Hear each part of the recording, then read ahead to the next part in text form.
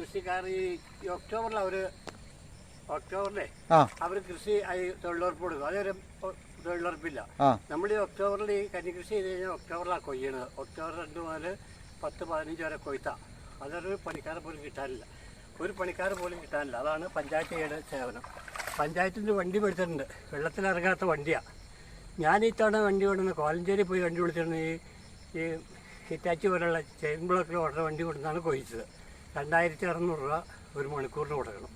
ഈ ഞങ്ങൾക്ക് 2 പേർക്കുള്ള കാരണം 2500 രൂപ വണ്ടിക്കൂലി കൊടുക്കേണ്ടി വന്നു. ഇവിടെ അടുത്ത ആർക്കെങ്കിലും 2 ദിവസം പണിയുണ്ടെങ്കിൽ വണ്ടിക്കൂലി വേണ്ടായിരുന്നു.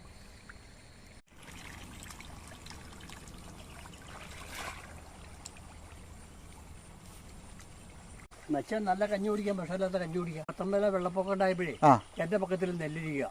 ഈ 10 കിലോ അരി മേടിക്കണമെന്നും 50 കിലോ അരിയാണ് മേടിച്ച കടയിൽ പോയിട്ട് മില്ലിലൊക്കെ പോയിട്ട്. കാരണം വെച്ച് കഴിഞ്ഞാൽ ഇത് കിട്ടില്ലാത്തൊരു തോന്നൽ വന്നുപോയി.